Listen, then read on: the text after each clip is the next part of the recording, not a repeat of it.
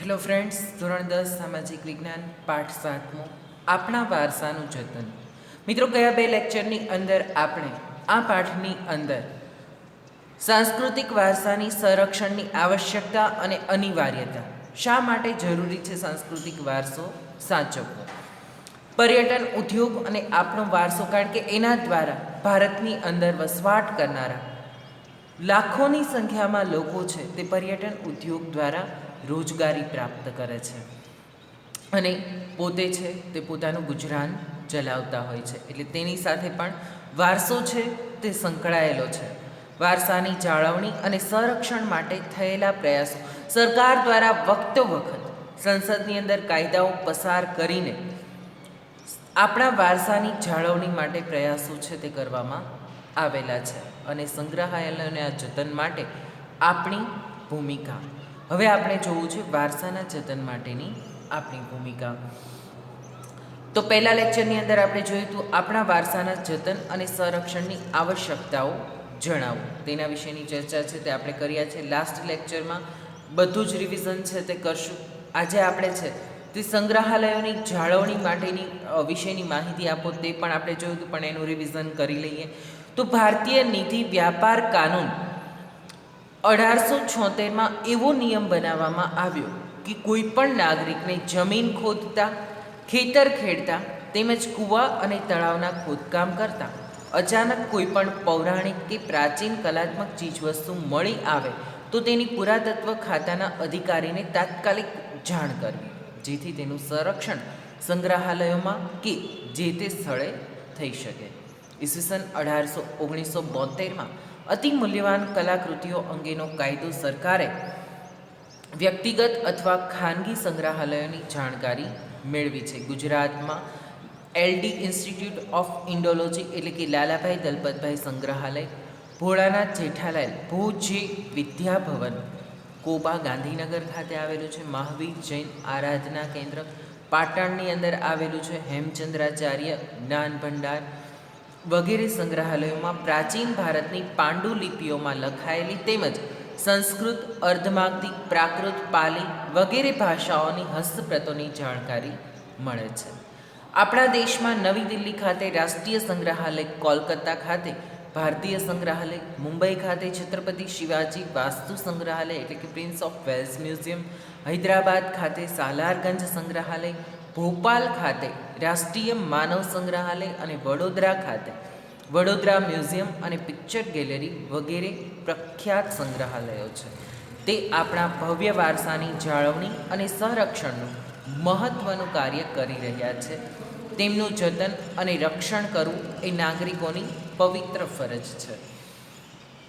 ત્યાર પછી આપણા વારસાના જતન માટે આપણી ભૂમિકાનું વર્ણન કરો. આજે આપણે જોવું છે કે આપણો વારસો છે, બરાબર છે. આપણે ગૌરવ તો લઈ લઈએ છીએ કે ભાઈ ભારતનો વારસો છે, હું ભારતીય છું એટલે એ મારા માટે ખૂબ જ ગૌરવની બાબત છે કે ભારતનો વારસો છે, તે મને ગૌરવ અપાવે છે. પરંતુ વારસાના જતનની માટે આપણી શું ભૂમિકા છે? આપણે શું કરી શકીએ કે જેના દ્વારા આપણા વારસાનું જતન થઈ શકે? તો આપણા વારસાના જતન માટે આપણી ભૂમિકાની અંદર આપણે સૌથી પહેલાં જોઈએ તો ભારતના ભવ્ય ભૂતકાલીન અને વારસાને જાળવવા માટે કેન્દ્ર સરકાર અને રાજ્ય સરકારો, યુનેસ્કો અને બિન સરકારી સંસ્થાઓ પોતાની ફરજ યોગ્ય રીતે નિભાવી રહી છે. કે આ દરેક સંસ્થાઓ છે તે પોતાની ફરજ, વારસાના જતન માટે જે ફરજ છે તે યોગ્ય રીતે નિભાવી રહી છે. પરંતુ સૌથી મહત્ત્વની જવાબદારી આપણા સૌની છે. વારસો આપણો છે, તેની જતન કરવું, તેની જાળવણી કરવી. દાખલા તરીકે તમારા ઘરની કોઈ ચીજ વસ્તુ છે, તેની જાળવણી તમે જેમ કરો છો તેમ દેશ પણ આપણો છે ને દેશની અંદર આવી સાંસ્કૃતિક, પ્રાકૃતિક વારસાને લગતી ચીજ વસ્તુઓ છે તેની જાળવણી કરવી તે પણ આપણી જ ફરજમાં આવે છે. શાળા કોલેજોમાં શિક્ષકો વર્ગખંડમાં ભારતના ભવ્ય વારસાનો પરિચય આપે. આપણા વિદ્યાર્થીઓ પણ અજાણ્યા સ્મારકો, સ્થળો, પુરાતત્વ, પુરાવશેષોને ઓળખી તેની જાળવણી અને સંરક્ષણમાં સહાય કરે અને વારસાની યાદી તૈયાર કરી ચોકસાઈ રાખે, સ્મારકો નષ્ટ ન થાય, તેની તોડફોડ ન થાય, તે ચોરાઈ ન જાય તેની કાળજી રાખે, તે સતત અધ્યયનશીલ રહે તે જરૂરી છે. કે આપણે શું તો કે સ્મારકો નષ્ટ ન થાય, તે ચોરાઈ ન જાય.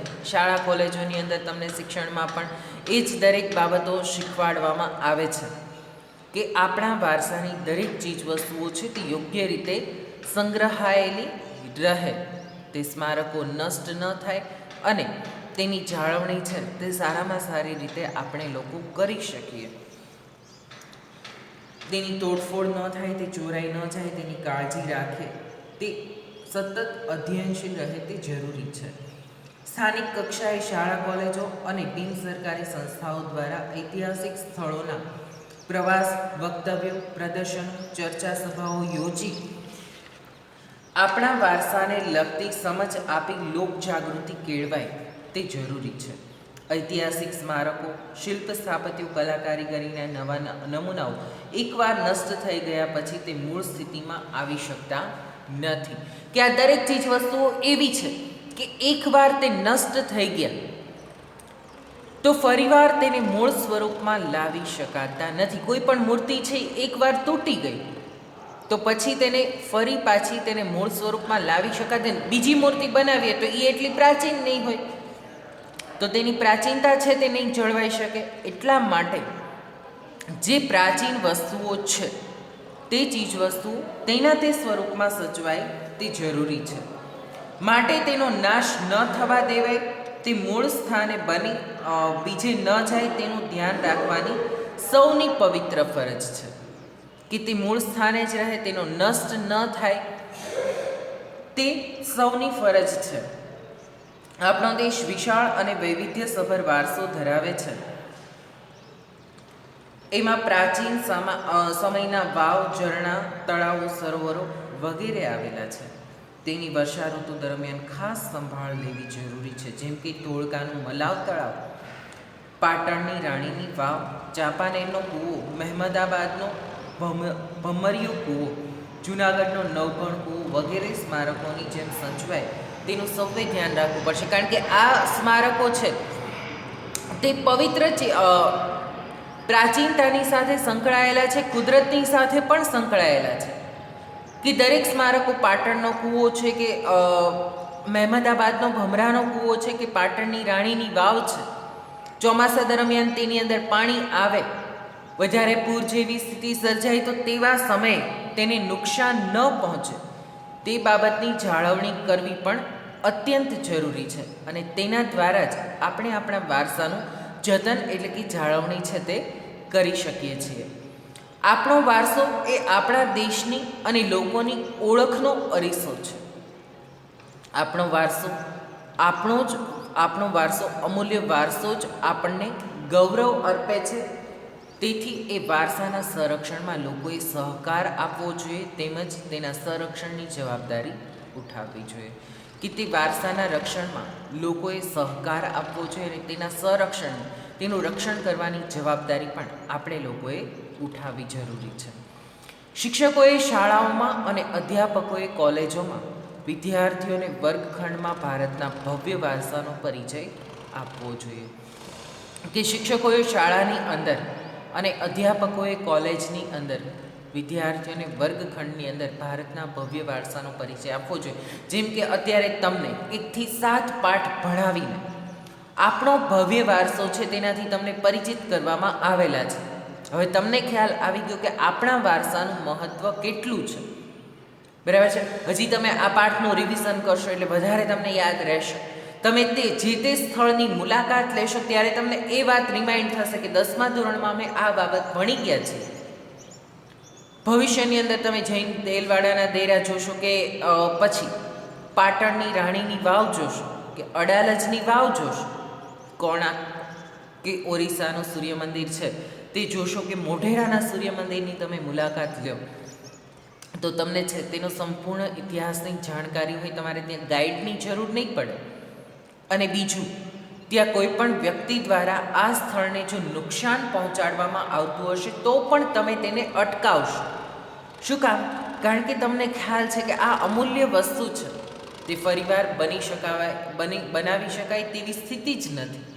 એટલા માટે તમે તેની પૂરેપૂરી જાળવણી કરશો. લોકોએ આપણા રાષ્ટ્રીય સ્મારકો, ઐતિહાસિક સ્થળો અને પુરાતત્વીય અવશેષોને ઓળખવા જોઈએ અને તેના સંરક્ષણમાં મદદરૂપ બનવું જોઈએ. લોકોએ વારસાના સ્થળોની એક સૂચિ તૈયાર કરવી જોઈએ અને તેમની જાણકારી માટે ચોકસાઈ રાખવી જોઈએ. સ્થાનિક કક્ષાએ શાળા, કોલેજ અને બિનસરકારી સંસ્થાઓએ ઐતિહાસિક સ્થળોને પ્રવાસ, વક્તવ્યો અને ચર્ચા સભાઓ યોજી વારસાના મહત્ત્વની સમજ આપી લોકજાગૃતિ અને સભાનતા કેળવવા જોઈએ, કે લોકોની અંદર જાગૃતિ આવે, લોકો તેનાથી સભાન બને. તે બાબતની કાળજી છે તે આપણે લોકોને લેવાની છે.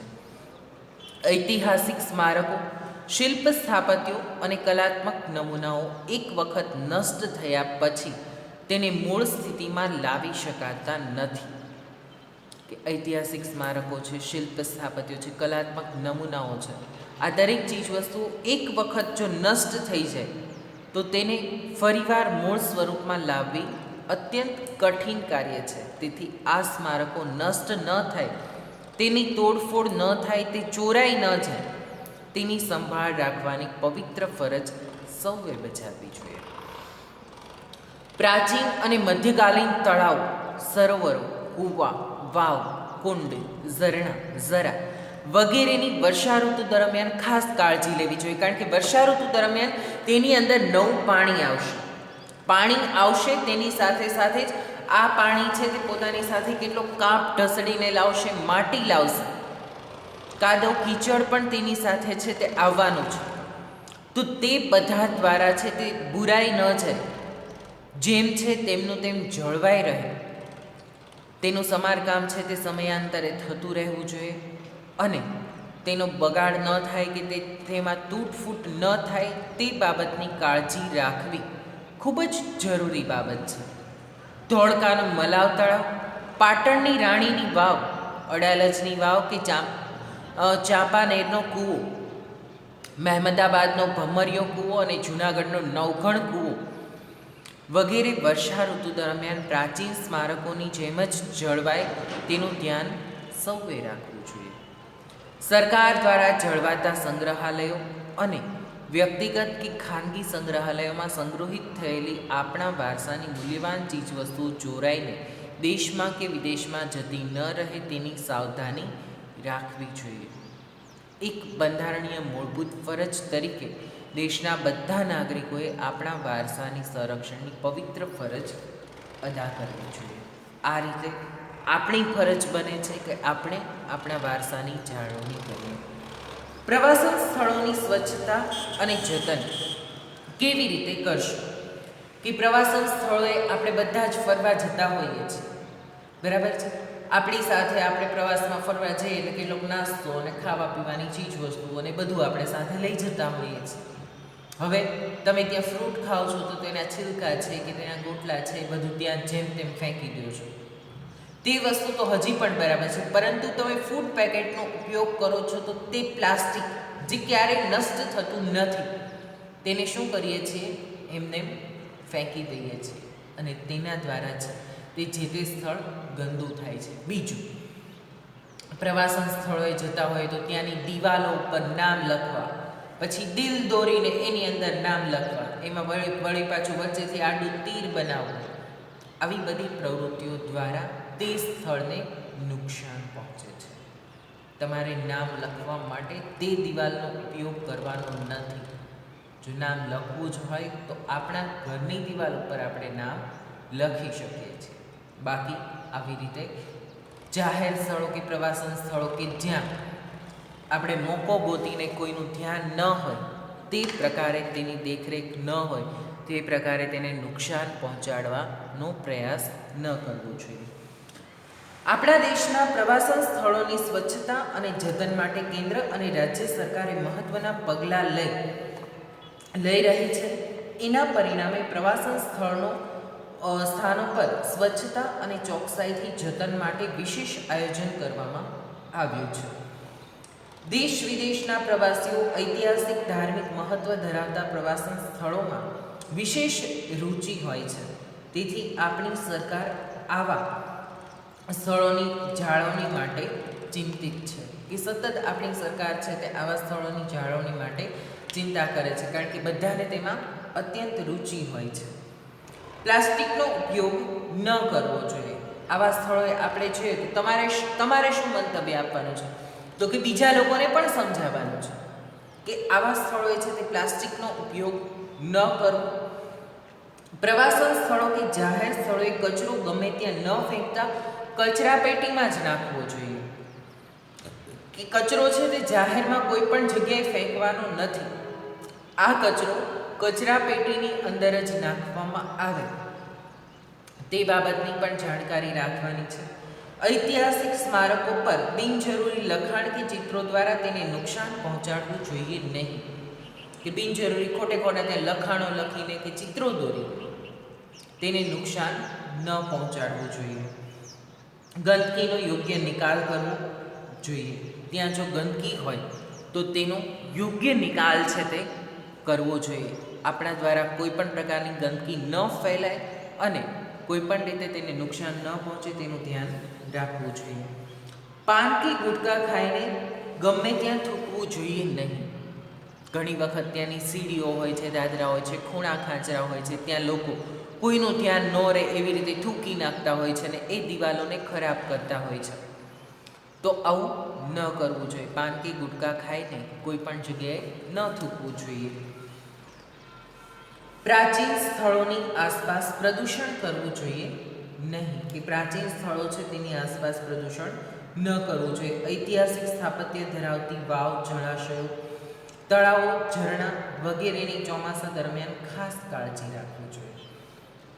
કે ઐતિહાસિક મહત્વ ધરાવતા વાવ, તળાવો, ઝરણાઓ આ બધાની ચોમાસા દરમિયાન તો ખાસ વિશેષ કાળજી લેવાની જરૂરિયાત છે. ખાસ તેનું મહત્ત્વ છે તે સમજીને તેનું ધ્યાન છે તે રાખવું જોઈએ. પુરાતત્વીય રાસાયણિક પ્રક્રિયાઓ દ્વારા સ્મારકોની સાફ સફાઈ કરતી વખતે ખૂબ જ કાળજીપૂર્વક માવજત કરવી જોઈએ. કે પુરાતત્વીય રાસાયણિક તત્વોની પ્રક્રિયા દ્વારા ખાસ કાળજી અને તેની માવજત છે તે કુદરતી રીતે વ્યવસ્થિત કરવી જોઈએ. માવજત એટલે જાળવણી. દેશ વિદેશના પ્રવાસીઓ દ્વારા આપણા ઐતિહાસિક વારસાને હાનિ ન પહોંચે તે માટે જાગૃત કરવા જોઈએ. કે દેશ વિદેશના પ્રવાસીઓ દ્વારા આપણો જે આ ઐતિહાસિક વારસો છે તેને હાનિ એટલે કે નુકસાન ન પહોંચે તે માટે જાગૃત કરવા જોઈએ. કુદરતી આફતોથી પ્રવાસન સ્થળોને નુકસાન ન થાય. નુકસાન થાય તો તેને ફરીથી મૂળ સ્વરૂપમાં લાવવા માટે પ્રયત્ન કરવા જોઈએ. આપણે જ સમજવું પડશે કે પ્રવાસન સ્થળોનું સૌંદર્ય, સ્વચ્છતા અને જતન આપણા દેશને વિશ્વમાં ખ્યાતિ અપાવે છે તથા દેશને સમૃદ્ધિ બક્ષે છે. ભૂતકાળના વારસાના મૂળ સ્વરૂપને આંચ ન આવે તે રીતે આધુનિક વિજ્ઞાન અને ટેકનોલોજીના સહારે તેનું જતન કરવું જોઈએ.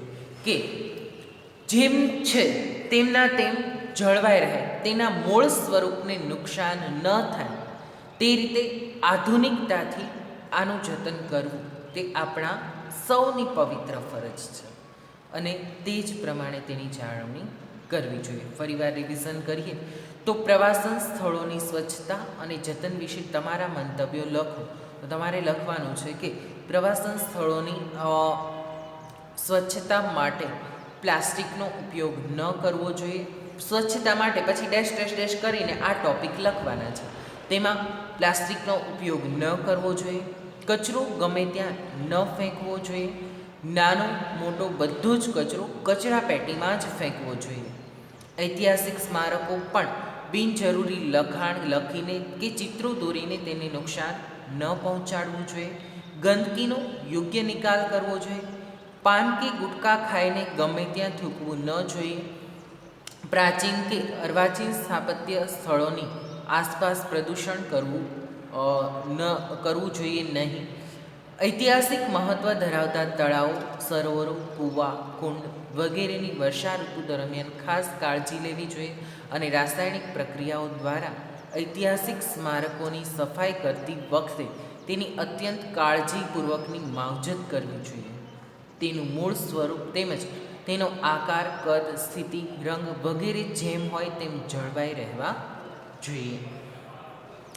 દેશ વિદેશના પ્રવાસીઓ આપણા ઐતિહાસિક વારસાને કોઈ પણ પ્રકારે નુકસાન ન પહોંચાડે એ માટે જાગૃત કરવા છે કે આપણા દેશના અને વિદેશમાંથી આવતા લોકો પણ આ વારસાને નુકસાન ન પહોંચાડે, આ વારસાને નષ્ટ ન કરે કે આ વારસાને ખરાબ ન કરે તે બાબતોની કાળજી લેવી જોઈએ. કુદરતી આફતોથી પ્રવાસન સ્થળોને નુકસાન ન થાય તો તેમને ફરીથી મૂળ સ્વરૂપમાં લાવવા માટે ત્વરિત સઘન પ્રયત્ન કરવા જોઈએ.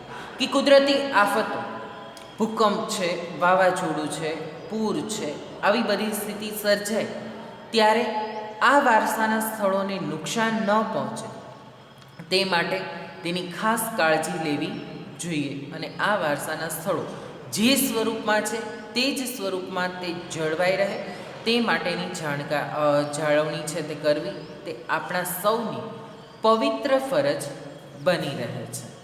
આજનો લેક્ચર અહીંયા સુધી રાખીએ છીએ. હવે પછીના નેક્સ્ટ લેક્ચરની અંદર આપણે ભારતની વિવિધતામાં એકતા વિશેની નોંધ છે તે તૈયાર કરીશું. એટલે કે વિવિધતામાં એકતા, કારણ કે ભારત દેશ છે તે મિત્રો પૂર્વથી પશ્ચિમ અને ઉત્તરથી દક્ષિણ સુધી હિન્દુ, મુસ્લિમ, શીખ, જૈન, ઈસાઈ, બૌદ્ધ, પારસી આ બધા જ ધર્મ પાળનારા લોકો આપણા દેશની અંદર વસે છે.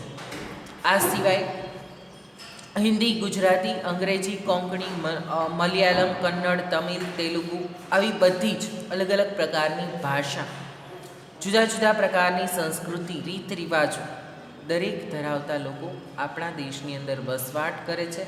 છતાંય બધાને એક જ બાબતનું ગૌરવ છે કે હું ભારતીય છું. પોતાના નાત, જાત, ધર્મ, ભાષા, બોલી બધાથી ઉપર ઉઠીને લોકો છે તે પોતાની જાતને ભારતીય હોવા પર ગૌરવ માને છે. તેના વિશેની ચર્ચા છે તે નેક્સ્ટ લેક્ચરની અંદર કરીશું અને સ્વાધ્યાયના પ્રશ્નોની ચર્ચા કરીને આ પાઠને હવે પછીના લેક્ચરની અંદર પૂરો કરીશું. આજનો લેક્ચર અહીંયા સુધી રાખીએ છીએ. આજના લેક્ચરનું તમારું હોમવર્ક છે તેમાં તમારે 2 પ્રશ્નોના જવાબ લખવાના છે કે આપણા વારસાના જતન માટે આપણી ભૂમિકાનું વર્ણન કરો. તે પ્રશ્નનો જવાબ આ પ્રમાણે પણ તમે સ્ક્રીનશોટ લઈને વ્યવસ્થિત રીતે લખી શકો છો. અહીંયા પૂરો થાય છે તે પ્રશ્નનો જવાબ સ્ક્રીનશોટ તમે લઈ શકો એટલે થોડોક ટાઈમ વધારે આપ્યો છે. ત્યાર પછી બીજો પ્રશ્ન લખવાનો છે કે પ્રવાસન સ્થળોની સ્વચ્છતા અને જતન માટે તમારા મંતવ્યો લખો. મિત્રો, મિસ્ટેક ન થાય, એક પ્રશ્નની સાથે બીજો પ્રશ્ન છે તે સંકળાઈ ન જાય અને એક પ્રશ્નના જવાબમાં બીજા પ્રશ્નનો જવાબ લખાઈ ન જાય તેની પણ કાળજી છે તે રાખવાની છે. આ પ્રશ્નનો જવાબ તમે આ પ્રમાણે લખી શકો છો. તેનો પણ સ્ક્રીનશોટ લઈને તમે જવાબ છે તે લખી શકો છો. નેક્સ્ટ લેક્ચરની અંદર ભારત વિવિધતામાં એકતા વિશેની નોંધ તૈયાર કરીને પાઠને છે તે પૂરો કરશું. આજનો લેક્ચર અહીંયા સુધી રાખીએ છીએ. Thank you.